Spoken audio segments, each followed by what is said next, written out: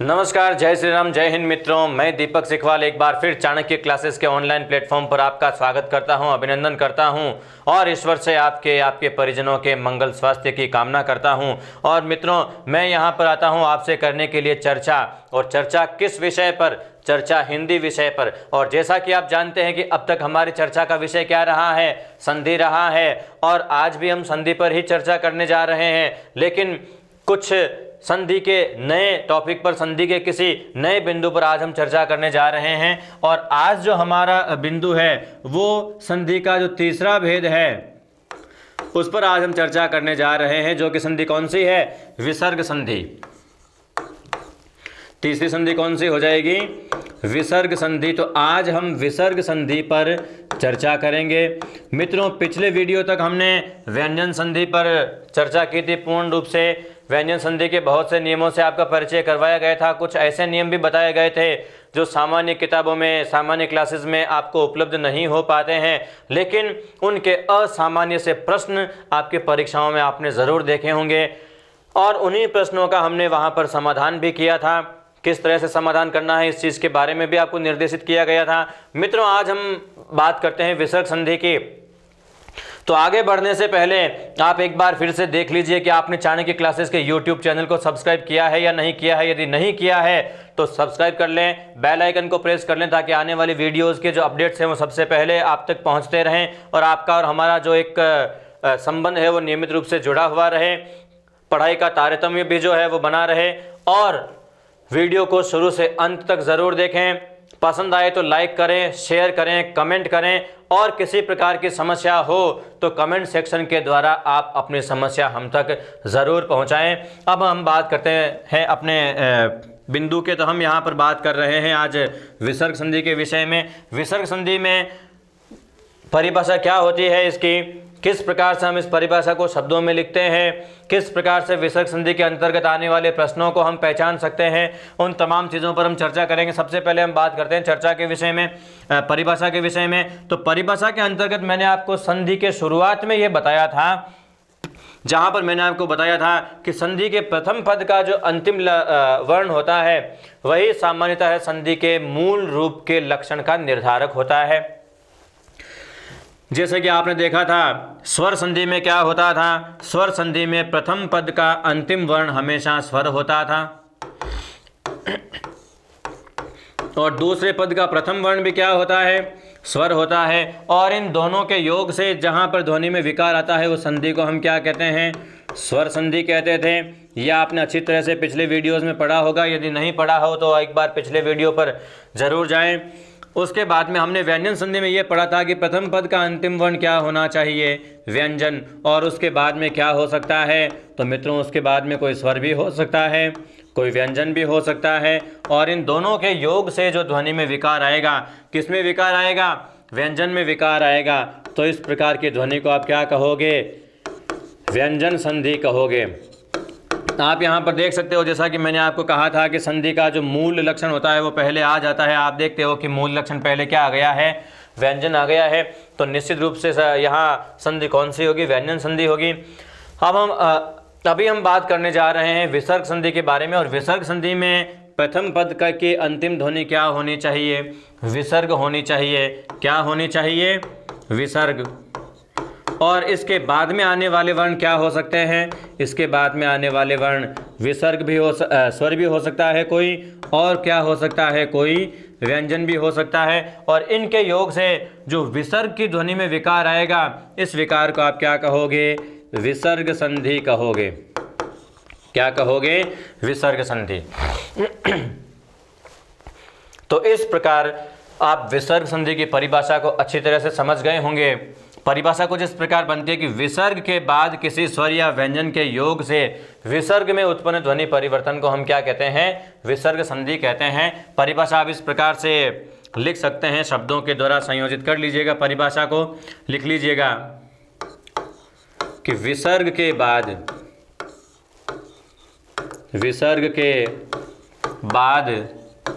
किसी स्वर या व्यंजन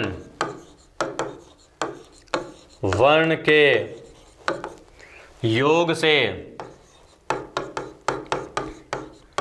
उत्पन्न ध्वनि परिवर्तन को, उत्पन्न ध्वनि परिवर्तन को क्या कहते हैं? विसर्ग संधि कहते हैं। क्या कहते हैं? विसर्ग संधि कहते हैं।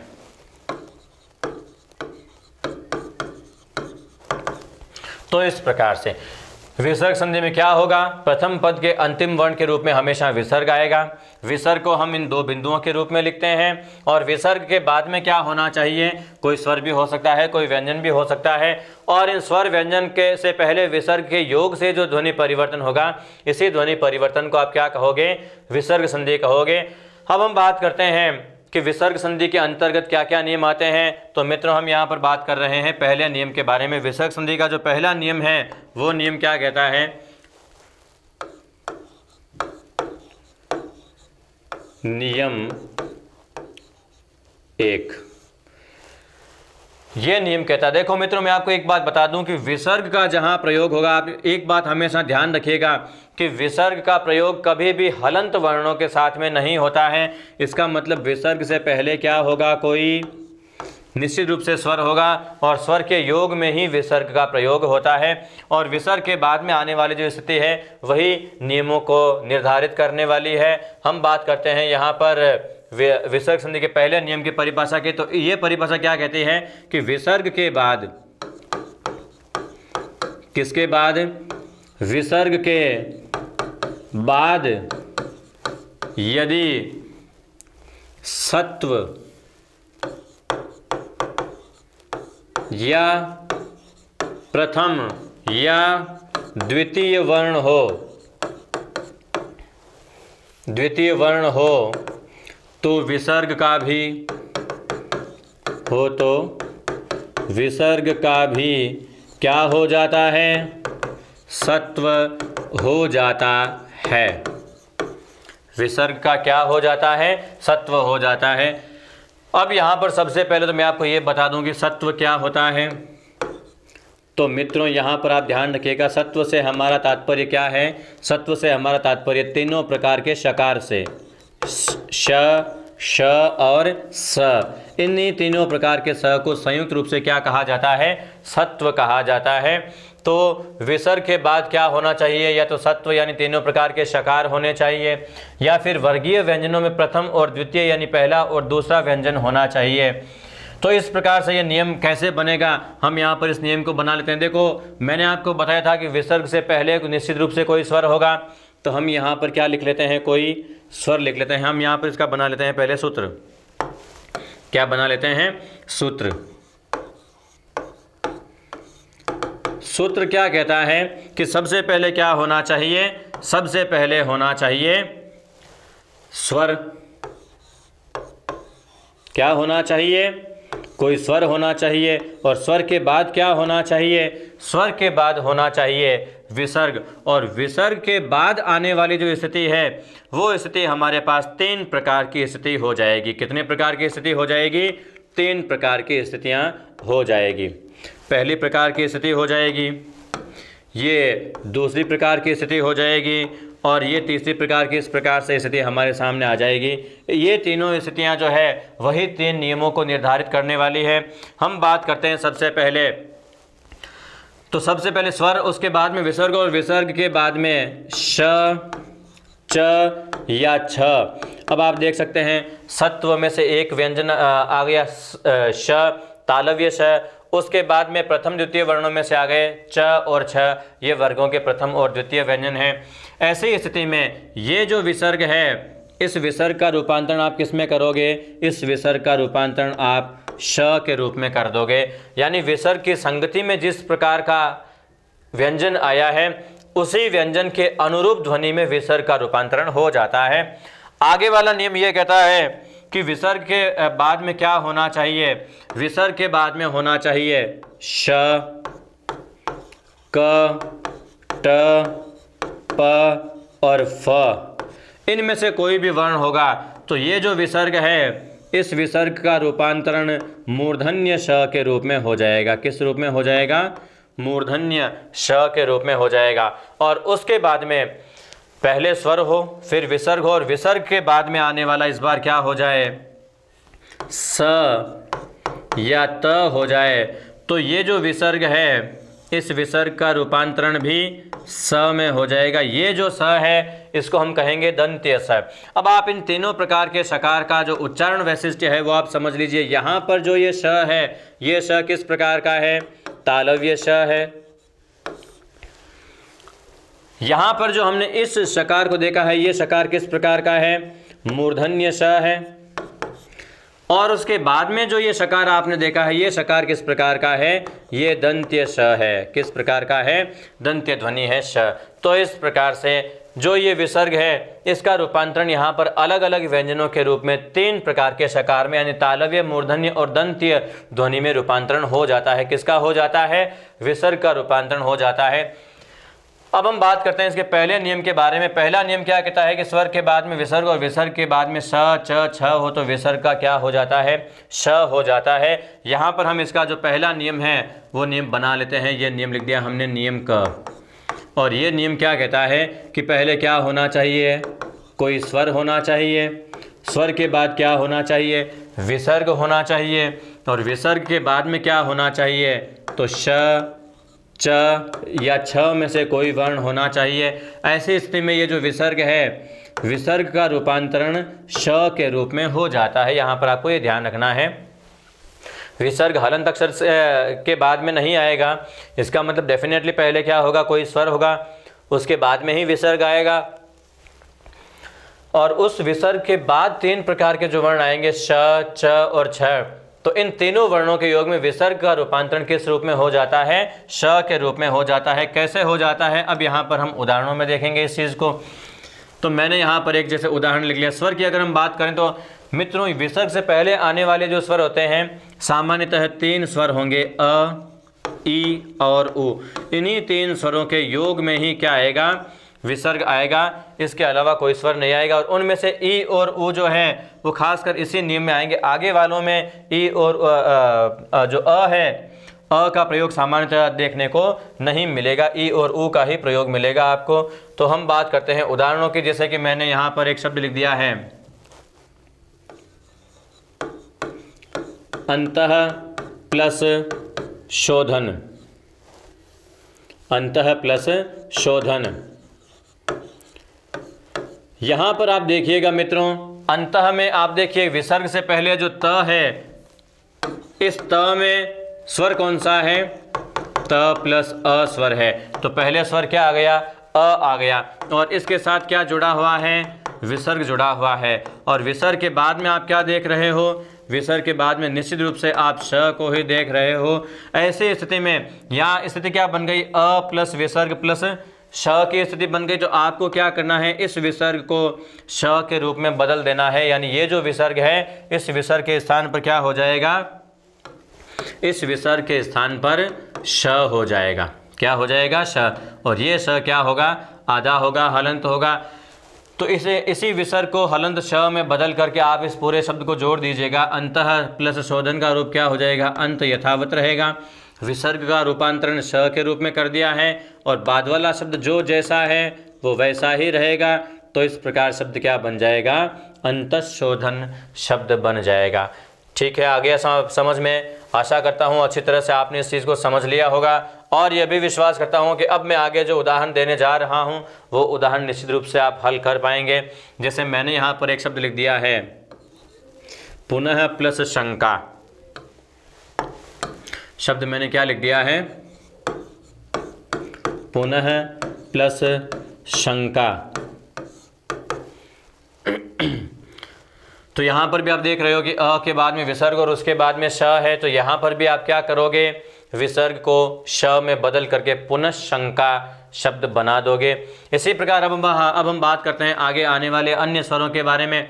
तो जैसा कि मैंने आपको बताया कि अ, ई और उ 3 प्रकार के स्वर आएंगे, जिनमें से अ के उदाहरण हमने बना लिए हैं। आगे स्वर आ जाता है ई। तो मैंने यहाँ पर एक शब्द लिख दिया है निहि प्लस शेष। निहि प्लस शब्द, निहि प्लस निहि प्लस शुल्क,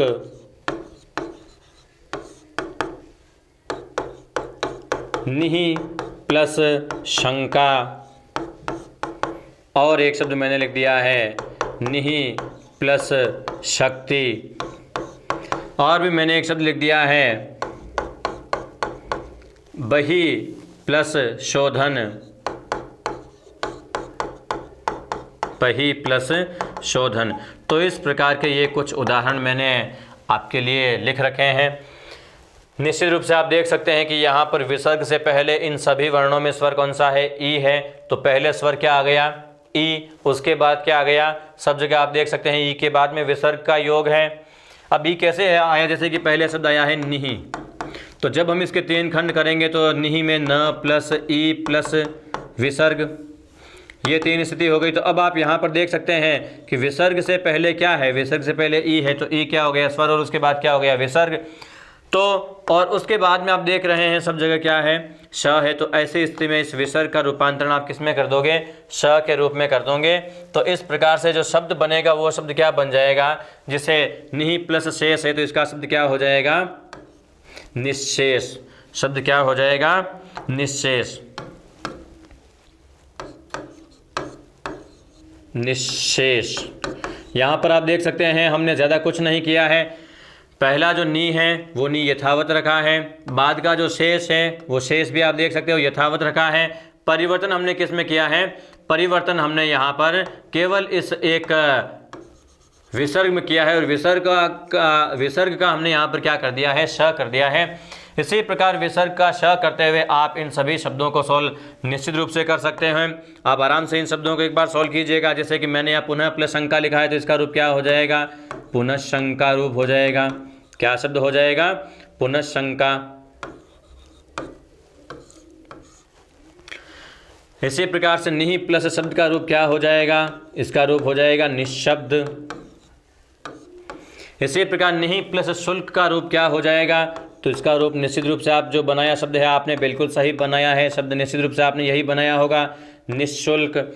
उसके बाद में निहि प्लस शंका। मित्रों मैं यहाँ पर आपको एक चीज़ वापस बताना चाहूँगा, जैसा कि मैंने आपको व्यंजन संधि में बताया था, यहाँ पर एक नियम, उस नियम में मैंने आपको एक चीज़ बताई थी कि निस या निर या निहि, इन 3 उपसर्ग रूपों के बाद में जो भी शब्द आएगा उस बाद वाले शब्द के क्या करना है, पदांत स्वर का लोप तथा उसके स्थान पर क्या करना है, अ का योग करना है, अ का योग। तो ये बात मैंने आपको पहले लिखवाई होगी। निश्चित रूप से आप व्यंजन संधि में, व्यंजन संधि के पहले नियम में जाकर के आप लिख सकते हैं। अगर आपको कोई तकलीफ हो वहाँ लिखने में तो एक बार मैं फिर से आपको इस नियम को यहाँ पर दोहरा देता हूँ, बता देता हूँ मैं, ताकि जो विद्यार्थी पहली बार इसी वीडियो से जुड़े हैं उन्हें भी ये चीज़ वापस समझ में आ जाए। नोट आप एक बार वापस लगाना पड़ेगा बस, और कुछ नहीं, नोट आप वापस लगा लीजिएगा। यहाँ पर हम विसर्ग संधि की बात करें तो विसर्ग संधि में के अंतर्गत भी निस और निर का प्रयोग हो सकता है। निस या निर या निहि, ये जो 3 प्रकार के उपसर्ग हैं, इन उपसर्ग रूपों के, इन उपसर्ग रूपों के बाद प्रयुक्त होने वाले शब्द के पदांत स्वर का लोप होकर क्या स्वर शेष रह जाता है, अ स्वर का योग हो जाता है, अ स्वर का क्या हो जाता है, योग हो जाता है। यहाँ पर आप इस नोट को थोड़ा सा विशेष रूप से ध्यान में रखते हुए उतार लें। ये नोट आपके यहाँ पर फिर से काम आ जाएगा। जैसे कि हमने यहाँ पर उपसर्ग का रूप क्या देखा है, निहि उपसर्ग का रूप देखा है। तो इस निहि उपसर्ग के बाद में शब्द क्या आया है, शंका आया है। तो आपको क्या करना है, इस बाद में आए हुए शब्द को अंतिम स्वर चाहे जो हो, चाहे आ हो चाहे ई हो, इनका हमें लोप करके और इनके स्थान पर अ स्वर का योग कर देना है। तो इस प्रकार आप अब समझ चुके होंगे कि क्या करना है, यानी शंका का क्या हो जाएगा। अब यहाँ पर आप देख सकते हैं शंका का हो जाएगा शंक। इसी प्रकार देखो निस प्लस शक्ति, तो जो शक्ति शब्द आया है इस शक्ति के स्थान पर आप क्या कर दोगे, शक्त कर दोगे। तो इस प्रकार से जब आप निस प्लस शक्ति का जो रूप बनाओगे तो उसका रूप क्या हो जाएगा, पहले उपसर्ग क्या है, नि उपसर्ग है। नोट क्या कहता है कि नि उपसर्ग के बाद में जो शब्द आता है, इन उपसर्ग के बाद प्रयुक्त होने वाले शब्द का, तो नि उपसर्ग के बाद शब्द क्या आया है, शंका शब्द आया है। तो नियम क्या कहता है कि शंका जो पदांत स्वर है इसका, यानी बाद में आए हुए शब्द का जो पदांत स्वर आ है, इस आ का क्या करना है, लोप करना है और इसके स्थान पर अ स्वर का हमें क्या कर देना है, योग कर देना है। तो नि प्लस शंका का रूप क्या हो जाएगा, निशंक रूप हो जाएगा। क्या रूप हो जाएगा, निशंक। यहां पर आपको एक बार फिर से बात दोहरा दूं कि उत्तर पद के अंतिम स्वर का लोप केवल नि उपसर्ग या निस उपसर्ग या निर उपसर्ग के योग में ही होता है। अन्य किसी उपसर्ग के योग में आपको इस प्रकार से स्वर का लोप नहीं करना है। यदि कर दिया है तो वो शब्द आपका गलत हो जाएगा, लेकिन यहाँ नहीं किया है तो शब्द आपका गलत हो जाएगा। इस चीज़ का आप ध्यान रखिएगा। नि, निस और निर, इन तीन उपसर्गों को ध्यान में रखिएगा। आगे शब्द आया है नि प्लस शक्ति, तो इसका रूप क्या हो जाएगा, निशक्त। मूल परिवर्तन जो सामान्य नियम के अनुसार होता है वो परिवर्तन होता रहेगा, इसमें कोई परिवर्तन नहीं आएगा। लेकिन कुछ विशेष उपसर्गों के योग में शब्द की मूल स्थिति में जो परिवर्तन आता है इसको भी हमें भूलना नहीं है। ये जो नोट है वो इसी मूल स्थिति में परिवर्तन लाने वाली कुछ परिस्थितियों को बता रहा है। इसी प्रकार आगे शब्द आ गया है बहि प्लस शोधन, तो इसका रूप क्या हो जाएगा, बहिशोधन। क्या रूप हो जाएगा, बहिशोधन।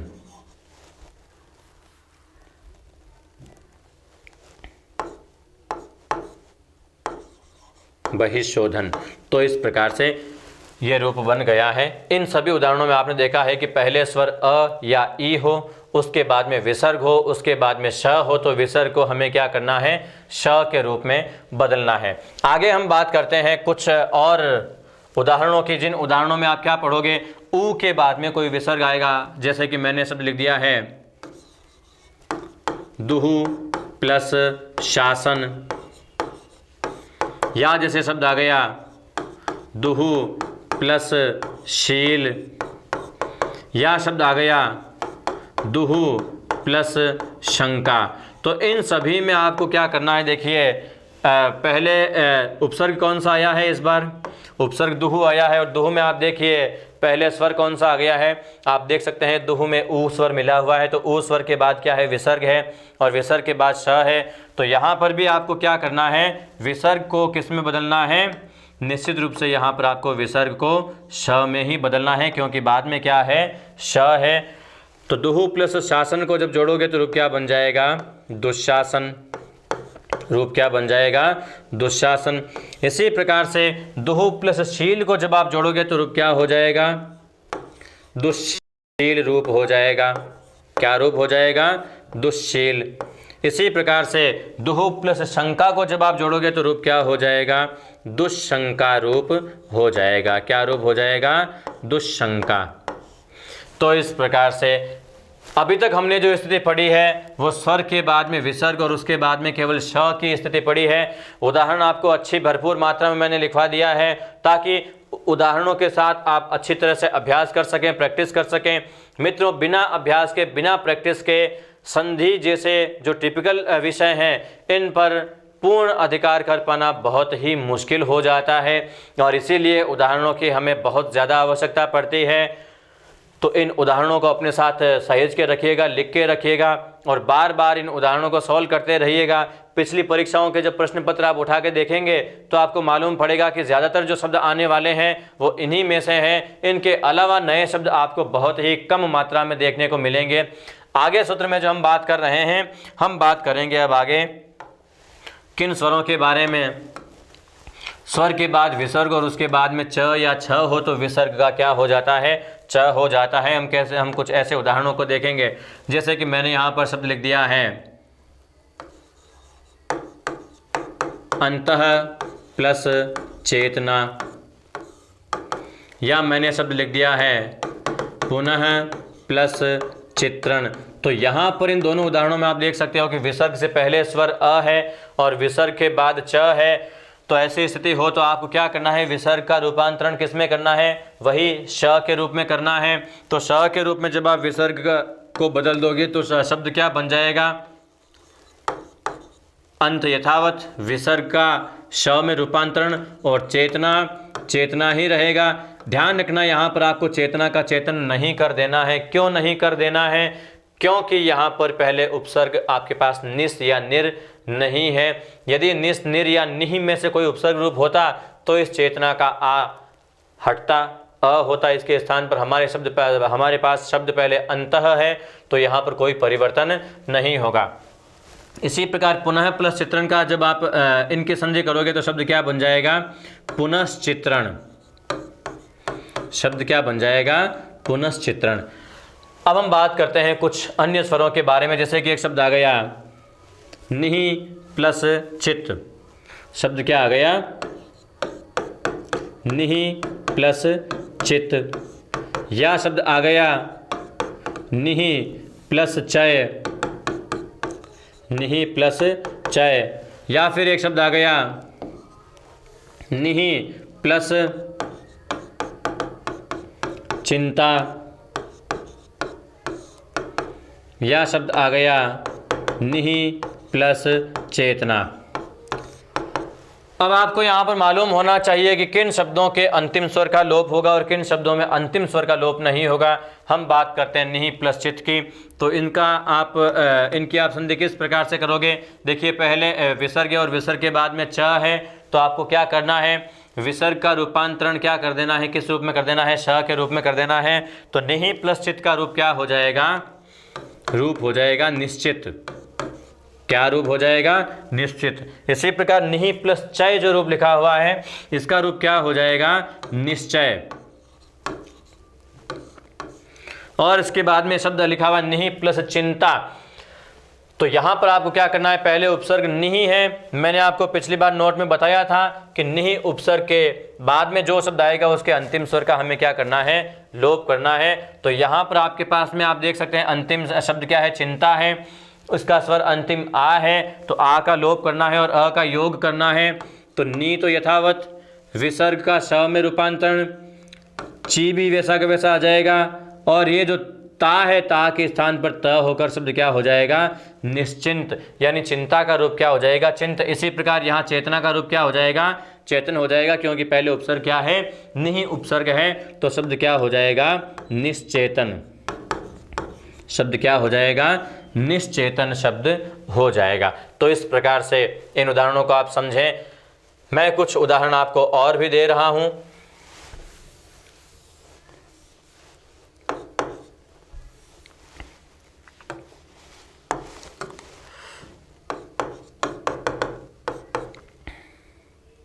जैसे मैंने शब्द लिख दिया दुहु प्लस चक्र,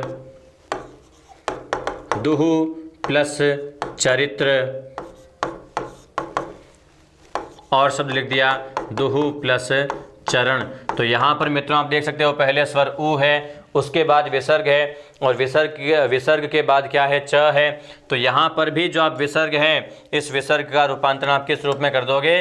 विसर्ग का जो रूप है वो आप श के रूप में कर दोगे। दुहु प्लस चक्र का रूप क्या हो जाएगा? दुष्चक्र। इसी प्रकार से दुहु प्लस चरित्र का रूप क्या हो जाएगा? दुष्चरित्र। और दुहु प्लस चरण का रूप क्या हो जाएगा? दुष्चरण। तो इस प्रकार से ये रूप बन जाएगा। अब देखिए यहाँ पर यदि पहले दुहु उपसर्ग और उसके बाद में चिंता या चेतना शब्द आ जाएगा तो उनमें अंतिम स्वर का लोप नहीं करना है, क्योंकि उपसर्ग बदल गया है, दुहु उपसर्ग आ गया है और अंतिम स्वर का लोप केवल निहि उपसर्ग के योग में ही होता था। मान लीजिए आपके सामने एक शब्द आ गया दुहु प्लस चिंता, या शब्द आ गया दुहु प्लस चेतना, तो यहाँ पर आप क्या करोगे? क्या यहाँ पर भी आप चिंता का चिंत और चेतना का चेतन कर दोगे? जी हाँ, बिल्कुल नहीं। कुछ विद्यार्थी इस भ्रम में रह जाते हैं कि यहाँ पर भी क्या पता लोप हो जाएगा। तो मैं आपको बता दूँ यहाँ पर ऐसा नहीं करना है। लोप करने की अपनी अपनी परिस्थितियाँ होती हैं, उन परिस्थितियों को ध्यान में रखना है। परिस्थिति केवल निहि, निस और निर है, हमारे पास दुहु है, तो दुहु प्लस चिंता को जब हम जोड़ेंगे तो रूप क्या हो जाएगा? दुश्चिंता। क्या रूप हो जाएगा? दुश्चिंता। और इसी प्रकार दुहु प्लस चेतना को जब हम जोड़ेंगे तो रूप क्या हो जाएगा? दुष्चेतन रूप हो जाएगा। तो इस प्रकार से आप इनके उदाहरण बनाएं। आगे हम बात कर रहे हैं, देखो स्वर के बाद में विसर्ग, उसके बाद में श ले लिया। इन उदाहरणों में हमने, आगे के उदाहरणों में हमने स्वर के बाद मतलब विसर्ग के बाद च के उदाहरण ले लिए। अब हम बात करते हैं विसर्ग के बाद छ के उदाहरणों की बात करते हैं। तो विसर्ग के बाद छ के उदाहरणों में आप देखिए, जैसे मैंने शब्द लिख दिया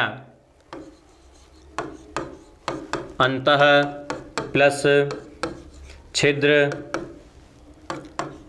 निहि प्लस छल, और मैंने शब्द लिख दिया है दुहु प्लस छलित।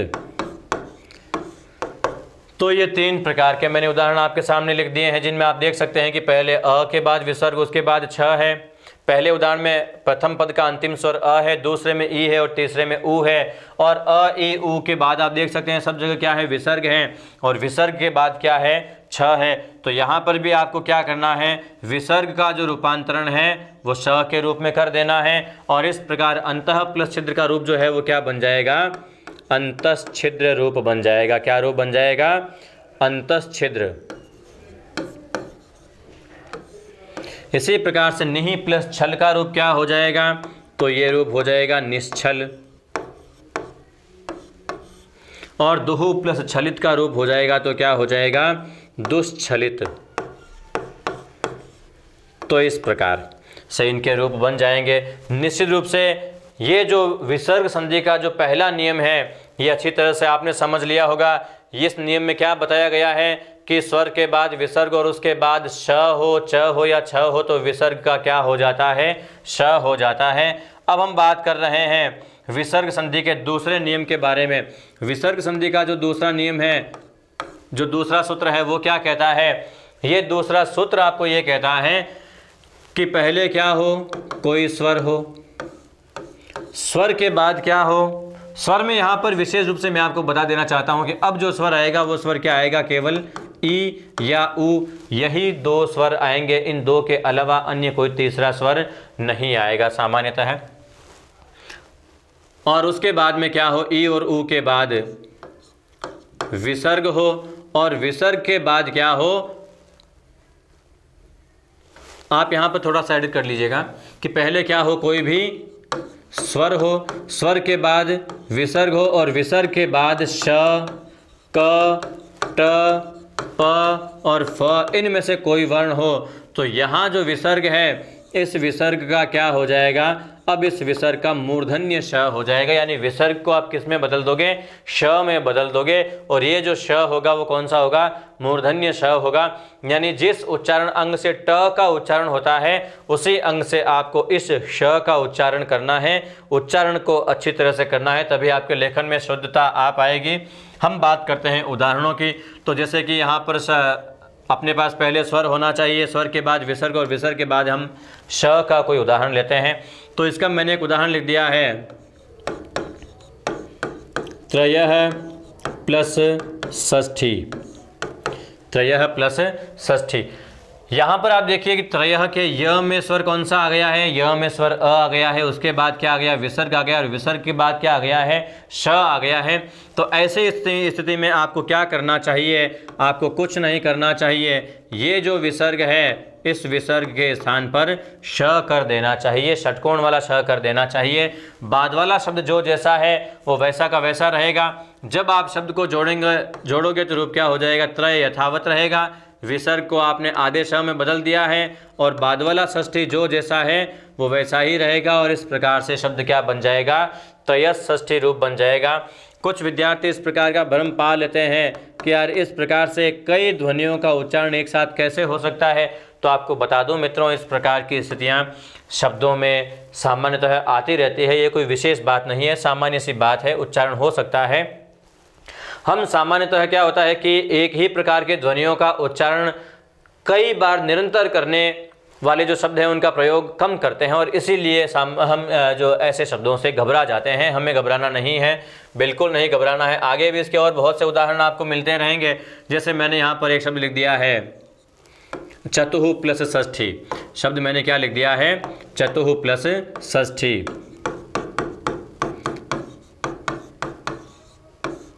और मैं आपके सामने शब्द लिख देता हूँ निहि प्लस कपट, निहि प्लस क्रिया, निहि प्लस कर्म, निहि प्लस प्रभाव,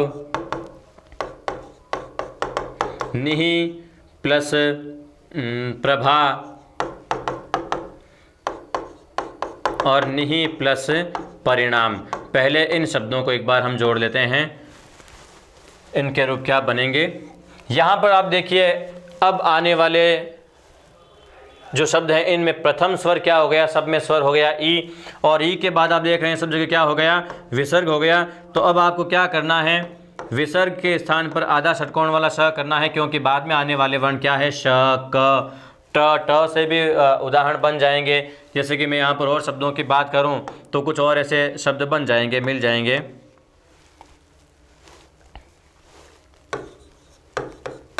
पुनः प्लस टीका,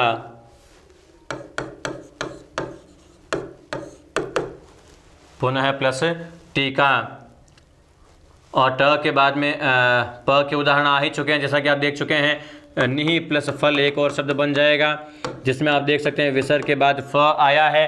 तो इन वर्णों में भी आपको क्या करना है, विसर्ग के बाद निश्चित रूप से केवल और केवल क्या करना है, श करना है। शब्द आया है आपके सामने चतुः प्लस षष्ठी, तो जब जोड़ोगे आप देखते हैं चतु यथावत रहेगा। चतु के बाद में विसर्ग है, विसर्ग का रूपांतरण किस में करना है, आधे श के रूप में करना है। विसर्ग को आधे श में बदल दीजिएगा। बाद में शब्द क्या आया है, षष्ठी शब्द आया है, षष्ठी जैसा है वैसा का वैसा रहेगा। इस प्रकार शब्द क्या हो जाएगा, चतुष्षष्ठी हो जाएगा। उसके बाद में शब्द आया है निहि प्लस कपट, तो क्या हो जाएगा इसका रूप, निष्कपट। निहि प्लस क्रिया, यहाँ पर आप देखिए अंतिम स्वर क्या आ गया, आ गया, और पहले उपसर्ग क्या है, निहि उपसर्ग है। तो क्या करना है, अब आपको समझ गए होंगे कि आपको क्या करना है, आपको अंतिम स्वर का लोप करना है।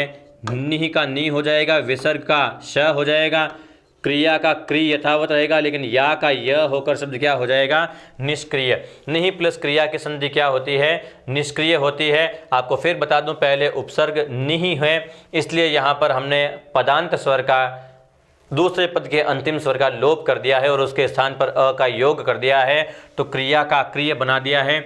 इसी प्रकार निहि प्लस कर्म से रूप क्या हो जाएगा, निष्कर्म। निहि प्लस प्रभाव से रूप क्या हो जाएगा, निष्प्रभाव। क्या रूप बन जाएगा, निष्प्रभाव। और इसी प्रकार से आप देखिए निहि प्लस प्रभा का रूप क्या हो जाएगा, निष्प्रभ। क्या रूप हो जाएगा, निष्प्रभ। और इसी प्रकार निहि प्लस परिणाम से रूप क्या हो जाएगा, निष्परिणाम रूप हो जाएगा। आगे जो उदाहरण लिखे हैं पुनः प्लस टीका, तो इसका रूप क्या हो जाएगा, पुनस्टीका। क्या हो जाएगा, पुनस्टीका। पुनः प्लस टंकार भी एक और शब्द आ जाता है, उसको भी साथ में लिख लेते हैं। शब्द क्या आ जाएगा, पुनः प्लस टंकार भी आ जाता है, उसका भी हो जाएगा पुनस्टंकार। पहले निहि प्लस फल का क्या हो जाएगा, निष्फल। और जो पुनः प्लस टंकार लिखा है तो इसका रूप क्या हो जाएगा, पुनस्टंकार रूप बन जाएगा। तो निश्चित रूप से आपने जो उदाहरण देखे हैं वो आपके समझ में आ गए होंगे, मगर फिर भी कोई अगर समस्या रह गई हो तो कमेंट सेक्शन में आपको फिर से याद दिला दूं, केवल आप ही के लिए है। आप अपनी समस्या उस कमेंट सेक्शन के जरिए हम तक पहुंचाते रहिएगा।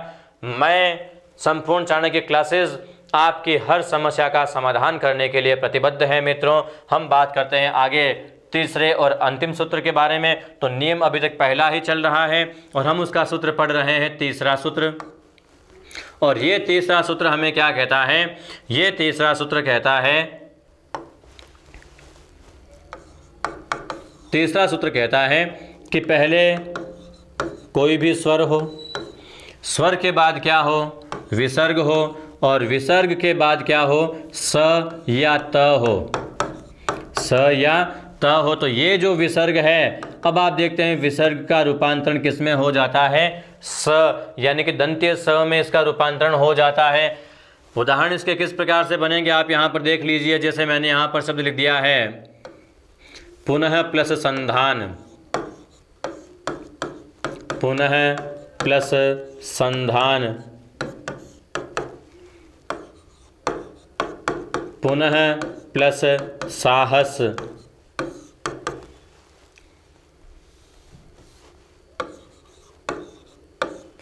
और शब्द मैंने लिख दिया अंतः प्लस सलिल। तो इन उदाहरणों में आप देख सकते हैं कि पहले विसर्ग है, विसर्ग के बाद में स है, लेकिन विसर्ग से पहले भी कोई न कोई स्वर है। हलंत शब्दों के साथ में विसर्ग का प्रयोग नहीं होता है, जैसा मैं आपको बता चुका हूं।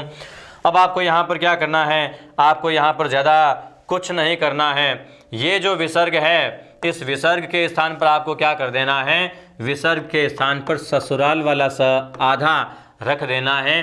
तो अब आप समझ सकते हैं कि पुनः प्लस संधान का रूप क्या हो जाएगा। पुनः में आप जानते हैं न यथावत रहेगा, बाद में विसर्ग है, विसर्ग को आधे स में बदल दोगे, और बाद वाला शब्द संधान जैसा है वो वैसा ही रहेगा। तो इस प्रकार शब्द क्या हो जाएगा, पुनः संधान जो एक शब्द है वो शब्द आपके समक्ष प्रस्तुत हो जाएगा। इस शब्द को इसी रूप में लिख के लिखिएगा, कोशिश कीजिएगा कि गलतियां ना हो। अब हम बात करते हैं पुनः प्लस साहस का। तो यहाँ पर भी क्या हो जाएगा, पुनः साहस, और इसके बाद में शब्द आ गया अंतः प्लस सलिल। तो इसका रूप क्या हो जाएगा, अंतः सलिल। क्या रूप हो जाएगा, अंतः सलिल। तो इस प्रकार आप यहाँ पर देख सकते हैं कि स्वर के बाद में विसर्ग और उसके बाद में स के हमने कुछ उदाहरण देखे हैं। अब यहाँ पर आगे स्वर होना चाहिए ई और उ, और उनसे जुड़े हुए कुछ उदाहरण हम यहाँ पर और रख लेते हैं। जैसे कि मैंने यहाँ पर शब्द लिख दिया है निहि प्लस संतान,